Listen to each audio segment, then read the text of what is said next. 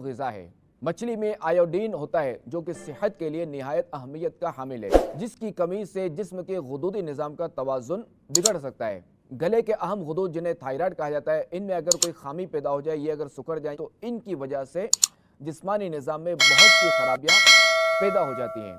तो मछली जो है वो इसके लिए गुदूद के लिए बहुत अहम है। मछली के बारे में आता है कि इसे बतौर ग़िज़ा इस्तेमाल करने वालों की उम्रें तवील होती हैं, लंबी होती हैं। और एक तिब्बी तहकीक के मुताबिक सर्दी से होने वाली खांसी का मछली से बेहतर कोई इलाज नहीं। दिल के मरीजों के लिए भी मछली बहुत फ़ायदेमंद है और माहिरीन का कहना है कि हफ्ते में कम अज़ कम 2 बार तो मछली ज़रूर खा लेनी चाहिए। ग़िज़ा में मछली का ज़्यादा इस्तेमाल मसाने का कैंसर बढ़ने से रोकने की भरपूर सलाहियत रखता है।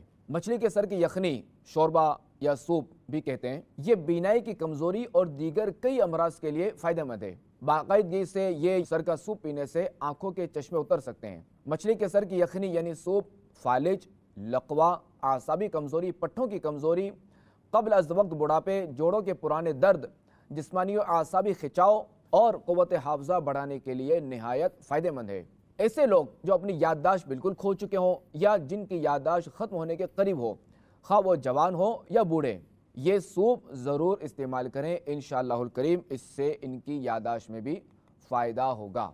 अच्छा, ये याद रहे कि कोई भी इलाज या कोई भी टोटका या कोई भी देसी इलाज हो, या अब जैसे मछली ही का है सूप अगर पीना है, तो इसमें जो ना मुनासिब यही है, बेहतर यही कि अपने जो डॉक्टर हैं ना, जिनसे आप राबिते में रहते हैं, जो आपका इलाज करते हैं, तो उनसे जो है वो ज़रूर मशवरा कर लिया जाए। आशिकान रसूल, मछली हो या कोई भी नेमत हो, ये जब भी खाएं तो इस पर अल्लाह तबारक व तआला का शुक्र ज़रूर अदा करें।